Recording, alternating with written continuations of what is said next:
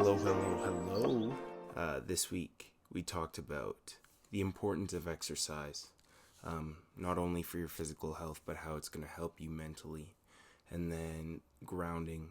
I talked about my method of grounding. Kale talked about 5, 4, 3, 2, 1 grounding. So, it's going to be good. It was a long conversation, so we split it up into 2 parts. First part's dropping today, which is the Friday, and the second part's going to drop tomorrow. So hopefully you guys enjoy. Thank you, so much for listening. Share, leave a rating. Everything you do helps, right? Because the more you do, the more people see it, the better content we can produce. So we appreciate it. Have a good rest of your day. So, welcome back. This is episode 6. Today we're going to be talking about mental health. We just wanted to start with an announcement. We're going to be talking about stuff that we have gone through in our own personal experience that have helped us with maybe not maintaining perfect mental health, obviously, because nobody can maintain perfect mental health, but just helping on an everyday basis. And we're not doctors, right? I haven't gone to med school, neither has Kale. Cayenne, come here. Come on. But we're out here, and we're living. So if there's anything that we can do that might potentially be able to help you, that's really the goal here. For sure, yeah. So I just wanted to start off with some quick definitions that'll help keep us organized. So we're starting off, in my mind, one of the biggest things that's helped for me is just exercise and physical activity in general. So the act of physical activity being any body movement that gets your heart rate over your resting energy rate. Everybody has a different target heart rate, but the point is that in my experience, to get the physical benefits from it, obviously you want to get your heart rate up there.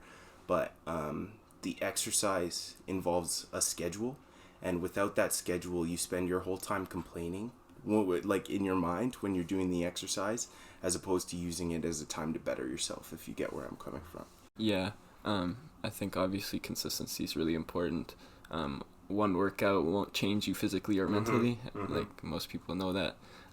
But I think it's important what you said about raising your heart rate. Yeah. You don't get those endorphins and the positive brain chemistry from just low intensity cardio. You really gotta get your heart rate up and your breathing and stuff, and then you'll start to see the benefits. Yeah. And I agree with you 100%, and I also think people gotta recognize that everybody starts somewhere different, right? And the definition of health and exercise is going to be different for everyone. But just because you have a friend who can run 5K every day doesn't mean the first day you're trying to get into shape, you should be trying to run 5K, right?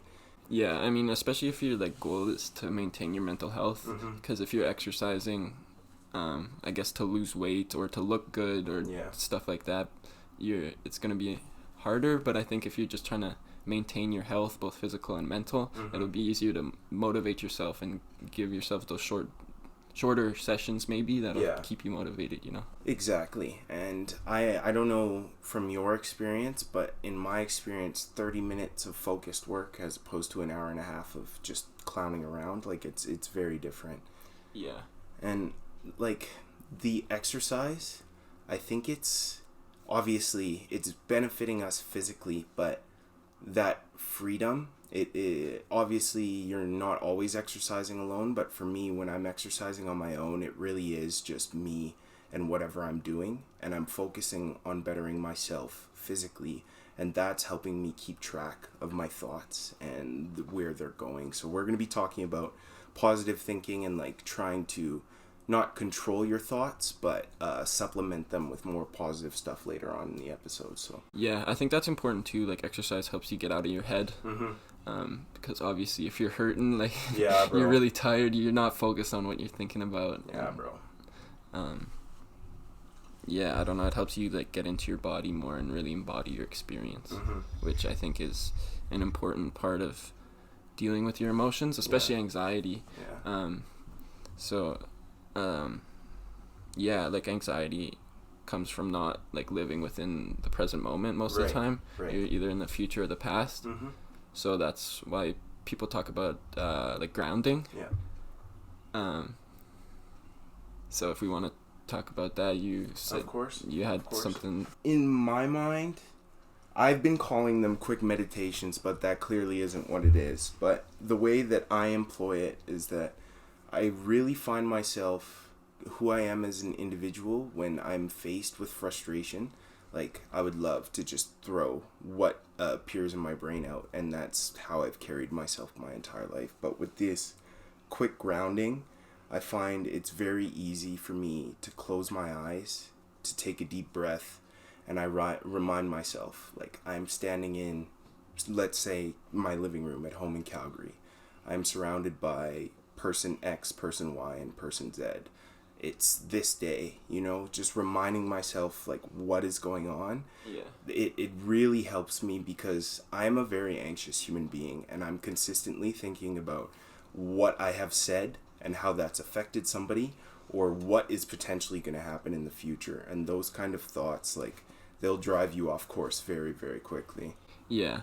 Yeah, I think that's a really good way to, like, come back to the present, is to, like, physically orient yourself. Yeah. And just kind of be like, where am I right now? And I don't know, it seems so simple, but it's definitely worked for me too. Yeah. And I think, like, the breath is an easy one to come back to, just close your eyes, and like, deep breathing, like, physically, like, calms you down too. So it'll, like, help you set your nervous system into rest mode when you, like, breathe into your belly. Yeah.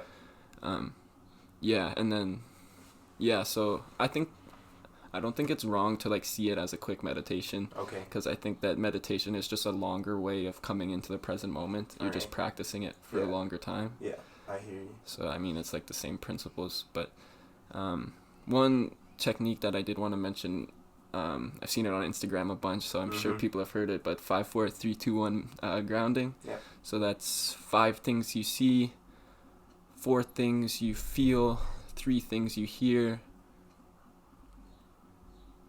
1 second. Hold on. 2 things you smell and 1 thing you can taste. There we go. Good job, little buddy. So yeah, that's like, obviously just connect back with your senses and, like, really start to embody your experience. Yeah.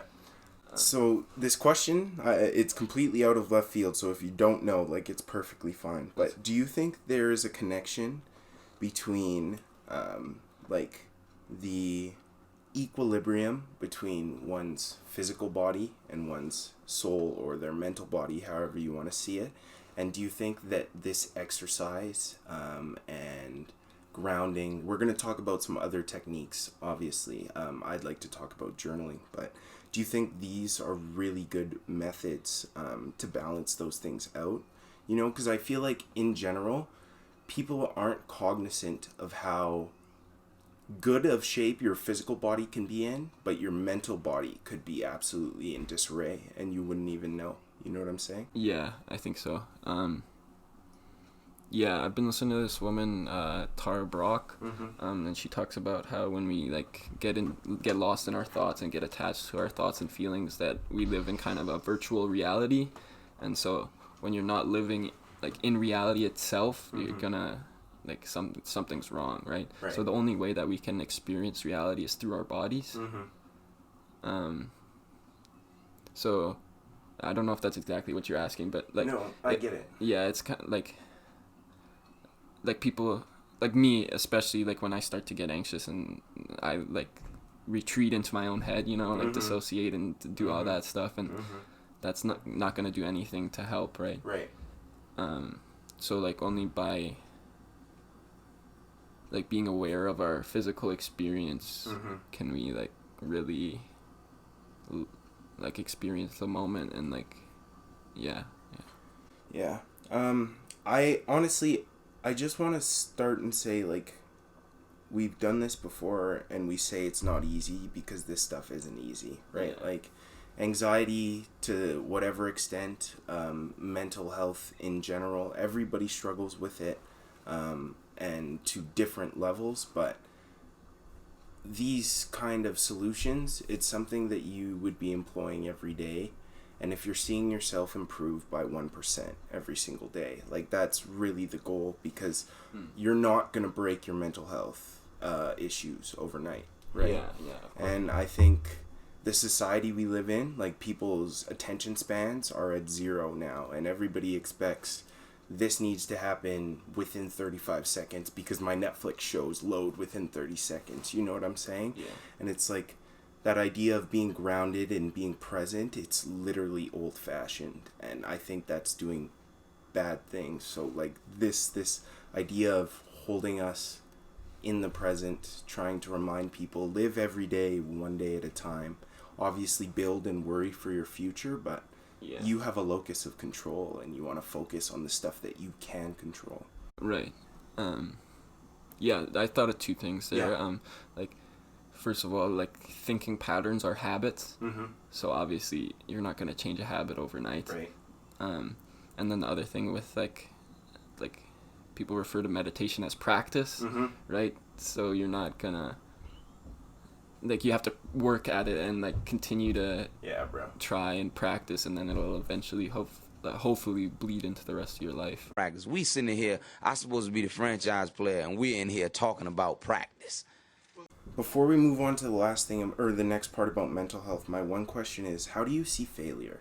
Just as yourself, because I think that's a big thing, especially if we're invoking exercise to help with the mental health. Yeah. A failure in a workout, not being able to complete the 30-minute run, not being able to lift 8 full sets of three full sets of 8 reps, you know what I'm saying? Yeah. Are these step backs, or are they supposed to be a check-in to let you know where you're at and where to improve? How do you see it? I mean, obviously, I guess, like, there's setbacks for your, like, physical goals. Right. I guess. But it's not everything. Exactly. Like, if you're working out for your mental health and, like, and you're having a shitty day and you go to the gym, you're going to have a shitty workout probably. Mm-hmm. And there's nothing wrong with that. Right. So, yeah, I guess, like, I don't really see that as a failure. That thing you just said, it reminded me of something that David Goggins, this guy I've been watching on YouTube once in a while, he talks about the do something principle. It's like you wake up in the morning and you have that 8 o'clock gym session booked. It's like, I can't move. I don't want to do this. This workout is going to be awful.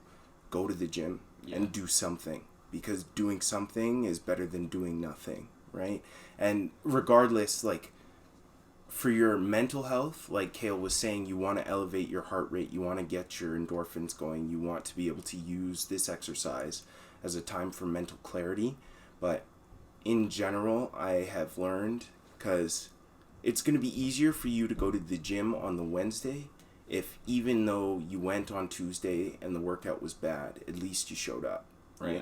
And at least you put into your mind and into practice, this is something that I want to be doing every day. Yeah, I think that's really important with, like, the cycle of depression. Mm-hmm. Like, yeah, I'll just explain it real quick. Basically you get sad, so you don't want to do anything, Right. and then you don't do anything, so you're sad, and then, you know, it's just, so, like, at some point you got to break in and just do more than you have been doing, just a little bit more.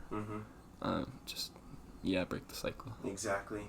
I love that in every aspect of life. Like, a little bit of chaos is necessary, because, like, change really is the only thing that is consistent, you know? Or at least in my experience, like, everything is going to change. And that's the one thing that I can always count on, is, like, we're trying to build ourselves a strong base for, like Evan said in a past episode, when hard times come around, we don't want to have no foundation to fall on. So, like, on a weekly basis, I really appreciate the fact that we get different perspectives and we get to learn, because that's really all this is, right? Like, we're just trying to build our knowledge. I don't feel like anything we're speaking on is concrete.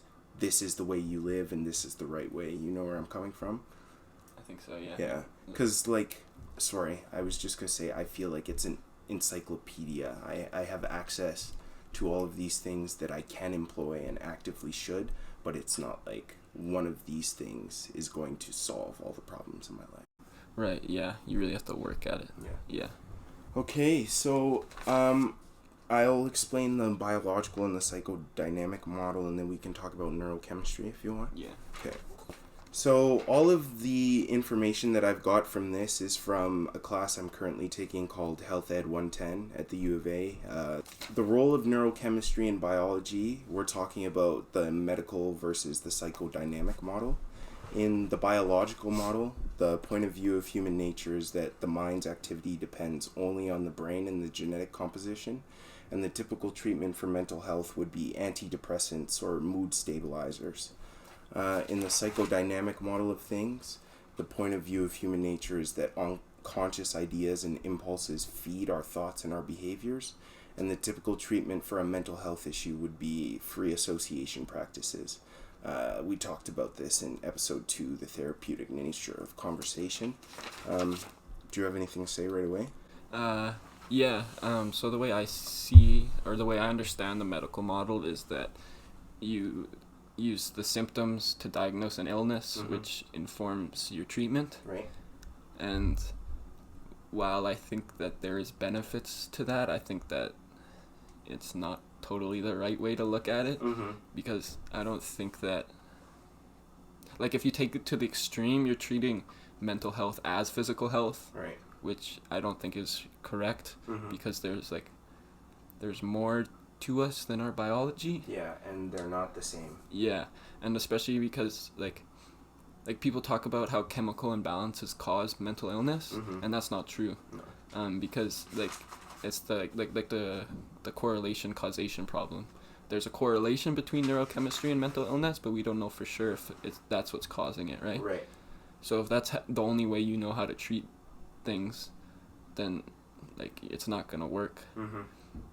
I agree with you. What I have down here is like, as a biology student, I don't believe that science has all the answers, right? Yeah. And like, we can't calculate for emotion. We can't calculate for a lot of human activities like love, faith. We can't calculate for these type of things. So because we can't calculate those things, that means we can't really predict the future of what's going to happen.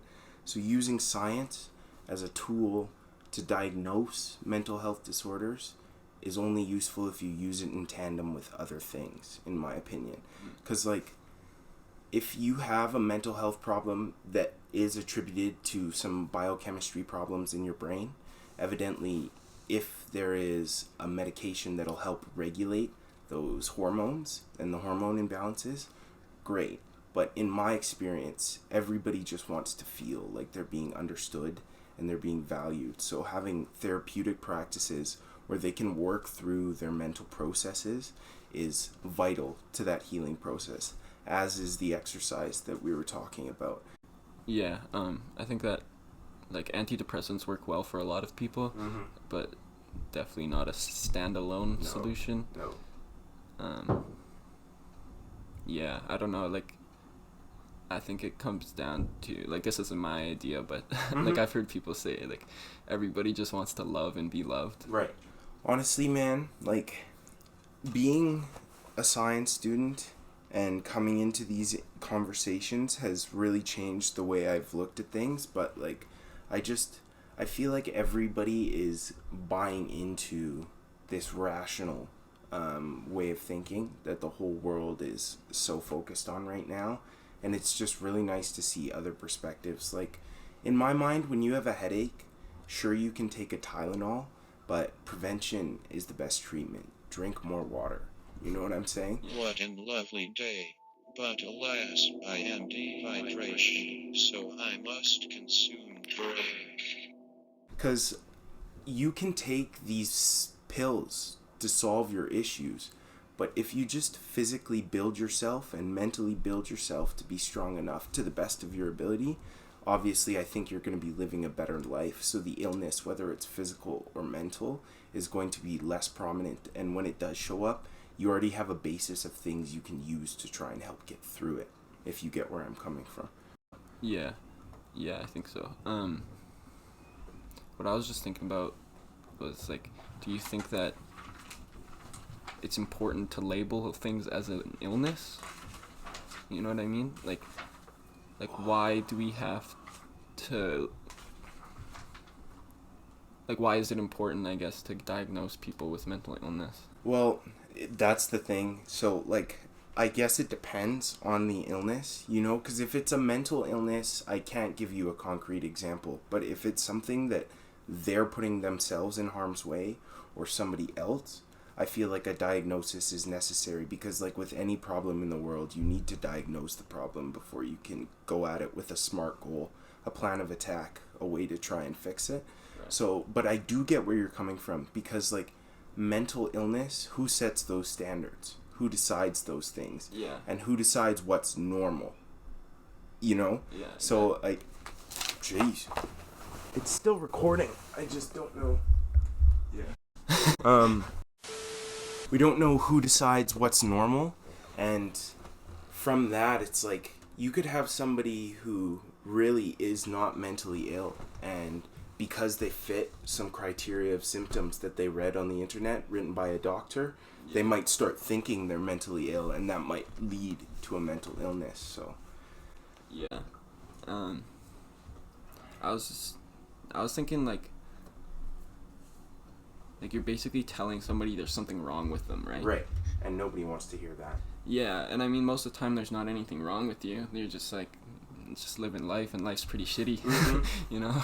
Yeah, that's another thing is, like, I've said this to a couple of people, and you and your brother were the first ones that brought this to me, like, a realization where it's like, I understand what you're saying. Life is suffering, but that doesn't mean that we need to suffer through life. You know what I mean? Yeah.